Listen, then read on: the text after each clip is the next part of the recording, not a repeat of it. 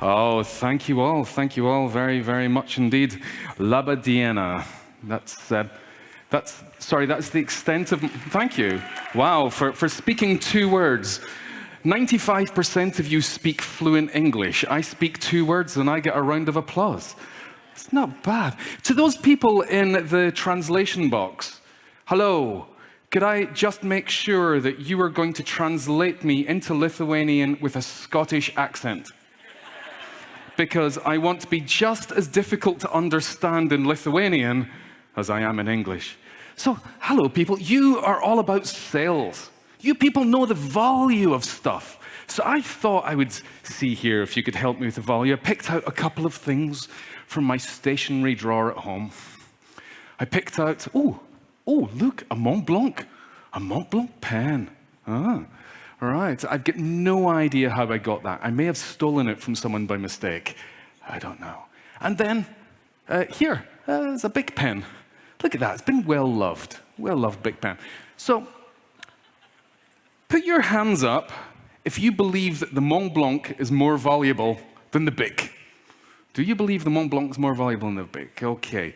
Those who have got hands, it's not many of you get hands in here. It's really quite extraordinary. How many of you think the Bic is more valuable than...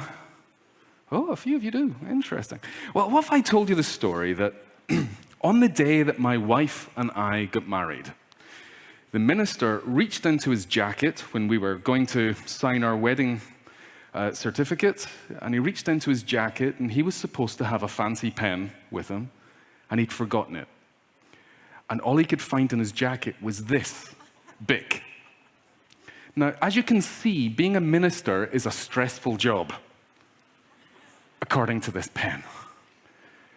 He gave us the pen afterwards, and we use that pen 1 day a year. We bring it out to sign our anniversary cards for each other.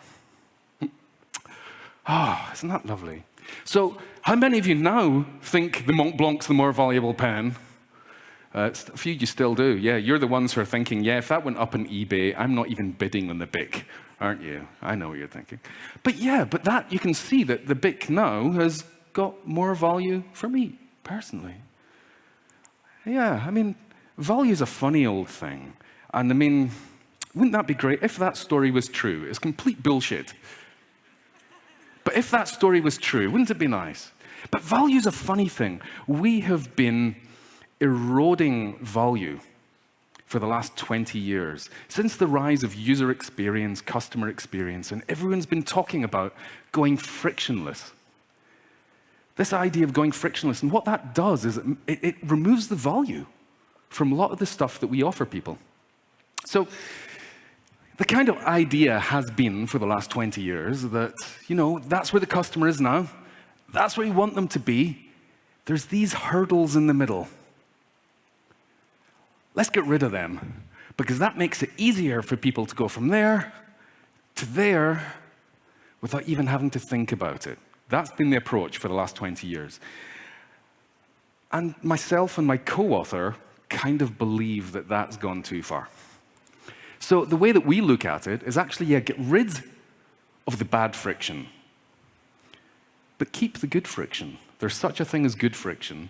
Keep that, maybe add some good friction, because what that does is it elevates the experience.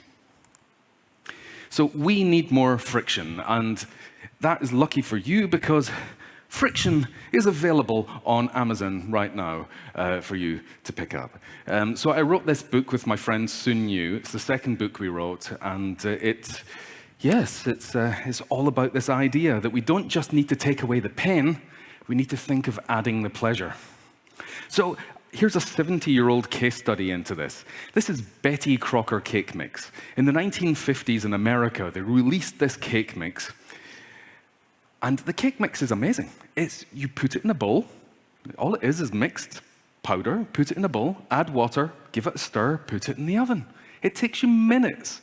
You could have it in the oven in less than a minute. And it was tasted pretty much the same as a home-baked cake. The company could not understand why it wasn't selling. So they did some research, and they found out that the homemakers, the housewives of the day, the 1950s were a lot more sexist than today. Let's So you understand that. The housewives of the day, to them, baking a cake was a sign of love. And if you're putting less effort into it, you're shortchanging your family and not giving them as much love. And that was why it wasn't selling. So what they did was they reformulated the cake mix so that now you had to add in 2 fresh eggs and some water. And since then, these things have been selling like hotcakes. Well, hot cakes. Oh, yeah, absolutely. So this is actually the advert from the 1950s that launched it. There's something new and exciting in Betty Crocker Kitchen. And here's Betty Crocker herself. And this is what we're so excited about, my new marble cake mix. It's entirely new. The only marble cake mix in one package that you can mix in one bowl. And the one bowl method makes it so very easy. You just add water and 2 fresh eggs. 2 fresh eggs. That was all it took. And I spotted one of these cake mixes just round the corner from where I live in London 2 days ago. So am I saying that all friction is good? Absolutely not. You know what it's like when you've got a tall person sitting in front of you in the cinema. Some of you might know what it's like having a tall person sitting in front of you right now. I can't see you because you're behind a tall person. So what's the difference between good friction and bad friction? Well, actually, I'm a bit obsessed with neuroscience, so we had to look at what happens inside the brain. So we've got happy chemicals, and some of this stuff fits into what Tali was talking about as well. So we've got adrenaline. Adrenaline's like an amplifier. If you've got a good experience, adrenaline makes it thrilling. It makes it exciting. If you've got a bad experience, adrenaline makes it terrifying. But we're talking about good experiences here. Then we've got dopamine, which is what fits into what Tali was saying. Dopamine is a reward chemical. We get this when we get the reward, but even more so, we get it when we think that we might get a reward. So when Tali was talking about the holidays, she's saying that people actually feel happier before they go on holiday than when they're on holiday. It's this dopamine boost, this anticipation of getting a reward is a huge motivator for people. Then we've got oxytocin. It's the love drug. So mothers and newborn babies, when they've got skin-to-skin contact, they release oxytocin. Also, have a look around today when you're having coffee this afternoon and notice how often people touch each other. Humans touch each other a lot. And that releases oxytocin. It helps people bond. Then we've got serotonin. Serotonin's about finding your place in a hierarchy. It's about cementing your seniority, the fact that you're better than other people. That's when you get that serotonin release. It can be quite an ugly chemical, because it can cause people to be arseholes. Then we've got endorphins. That's like the runner's high. It comes from 2 words there. We've got endo, which means inside, and the orphan is the same as morphine. Basically, we create our own morphine, and that's why a lot of people go to the gym, become obsessed with it. So my co-author and I, Soon and I, were looking at how we could create tactics that would release happy chemicals. And we came up with 7 ways of doing that I'm going to race through just now, and then I'm going to talk about a couple of them. So first of all, we've got exclusivity. Exclusivity is about narrowing down your audience. So you limit your audience so that you can give them an even better experience. Then we've got meaning. Meaning's about getting them to invest effort in what it is that you're offering, and that makes it more valuable to them. Then we've got belonging, where you can use your offering, your product, as a way of helping people identify with an aspirational group of people. Then we've got rapport. That's about making the most of the moments that you have with your audience. Then we've got assurance, which is about the steps, and it's about the pauses that you add in to help people feel reassured about their decision making. Then you've got competence, that you can actually help people be better. You can help them learn something, be a better human being at the end of your interaction with them. And then you've got engagement, and that's drawing people in with stories and with interaction. And you might be able to notice down the left here, it spells the word embrace. Isn't that handy? Because that means that we talk about embrace. We want people to embrace a dose, remember the happy chemicals, a dose of good friction. Embrace a dose of good friction. And this is what we've been working with companies to help them create better experiences, make their products more meaningful to their audiences. So I want to talk about the first one of these just now, exclusivity. And you might say, oh, we know all about exclusivity. It's about making things expensive, isn't it? Expensive watches, expensive cars, or in Britain right now, just switching your heating on in the winter. It's expensive. So it's about an increased price. Yeah, that's one way of doing it. But actually, being exclusive is more than that. What makes something exclusive is the fact that you exclude people. That's what makes something exclusive.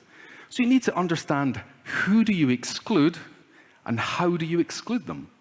I want to explain how that happens. You know, if you imagine it that you've got a fence and only certain people are allowed into the VIP area on one side of the fence and everyone else is kept out. That's what this is all about. That's what this strategy is. How many of you know who she is? Yeah, quite a few of you. I mean, the clue is there in the thing she's holding. This is Kylie. Kylie is one of the Kardashians, and she's also the youngest ever self-made billionaire. So Kylie released a makeup line about 4 or 5 years ago. And what she did was she would put out a message on social media, and she had millions of followers on social media, and she would release a short run of products. Her products were selling for $29, and they sold out in seconds. So people immediately put them on eBay and sold them for over $200 because they were valuable, because they were scarce. And she managed to use this tactic to grow her company so that 3 or 4 years after she launched it, Coty Cosmetics, one of the big cosmetics companies, bought out 51% of her company for $600 million, making her valued as a billionaire. Not bad going. And she did that by excluding everyone who wasn't connected to her and everyone who wasn't constantly checking their social media feed. That was who she excluded. And that was how she created a very niche audience. Or this company here, Sandals. Sandals is a holiday resort that excludes children. All the parents are going, yes. Yeah, no children allowed. Makes it a very pleasurable holiday. So this organization here, the 100 Marathon Club, they exclude everyone who's run 99 marathons or less, which includes me. I know you find that hard to believe. Or this is the most exclusive job in the world, being filled in 2 days' time. They exclude everyone who isn't part of the British royal family. They exclude most people who are in the British royal family and anyone who's got ginger hair. And he's taking that job. So you identify who it is you want to exclude. That's the whole point of this. And that releases these chemicals here. You get adrenaline, the excitement from the reward, dopamine, the anticipation of the reward, and then you get serotonin because you've got an elevated status. You've got something that most other people cannot get. So that is how we can use this strategy to release happy chemicals. I want to talk about meaning. How many of you here have tried online dating? Not many of you are going to admit it. So about 5 times as many people as those who put their hands up. I met my wife through online dating. We would never have met any other way, which is why she is really against it. So I want to compare a couple of online dating options. The first is eHarmony. eHarmony, quite extraordinarily, they are responsible for 4% of marriages in America. Hundreds of people every day get married who met on eHarmony. But how you join eHarmony? Well, first of all, you create a username that makes you sound intriguing and a little bit sexy. Then you pick out a photo from 8 years ago before your beard went white and you developed wrinkles. And then you write some plausible bullshit that makes you sound like an interesting person. But then, this is the bit where eHarmony's difference comes in. Then you have to answer 149 questions that are actually quite deep. You know, it's things like, what do you think your friends would say is your biggest flaw? Well, it's my hair, obviously, for my friends. So it's things like that, and you've got to answer 149 of them. It takes you hours before you can eventually start looking at what's out there on the market in eHarmony. But then you're not finished. They start to give you more questions and more questions. They keep giving you questions. And the whole thing is you're expected to answer these questions because it's supposed to help you get better matches. But what happens is everyone else on the platform has done the same thing. So you've got empathy with everyone on the platform. You've had to go through this as well. And you know that they're all as committed as you, because if you have put in all of that work, it's what we call the sunk cost fallacy. When you've put in all of that work, you don't want to lose it.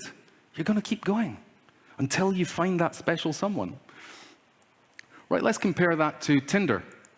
Tinder, you connect your Facebook account, it automatically brings in some text, it automatically brings in some images, and if you're happy with them, you go, yep, and you can start swiping. You could be picking up herpes within the hour. Now, the difference between those, it's all about commitment. One of them is about trying to find Mr. or Miss Right. And the other one is about trying to find Mr. or Miss Right now. Totally different mindset, isn't it?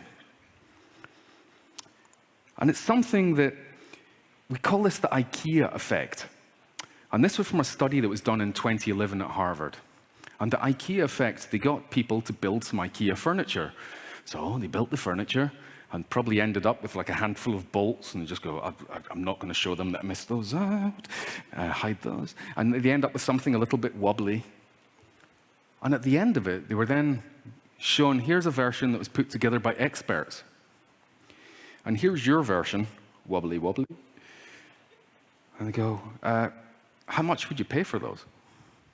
And they found that people were willing to spend 63% more for the piece of crap that they made. And it's because they put their own effort into it. It's absolutely extraordinary. People are really peculiar animals. So the thing here is to make people work for their reward. And here's the neurochemicals that we can release here, where adrenaline, because you're chasing a desired outcome, you're trying to get something, you're trying to get that date, you're trying to get that ideal partner. You've got dopamine because you're hoping for success. Because remember that dopamine isn't just about rewarding you when you get what you're after. The hope of getting it also gives you a dopamine reward. Then you've got oxytocin because you can relate to everyone else who's had to go through the same as you to get there. So my advice here is to stop making it too easy. Unless you already are a very horrible, difficult person. In that case, just be you. For the rest of you, stop making it easy. Because actually we can develop stronger relationships, we can create more meaning and more value by getting people to put in a little bit more effort up front. So naturally, I've got some friction for you. It wouldn't be right for me to finish without giving you a little bit of friction.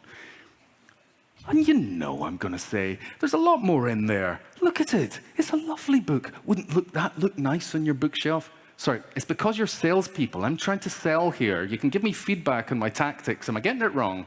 I'm not a natural salesperson. Anyway, there you go. I want to say thank you very much for your time. I love you very much.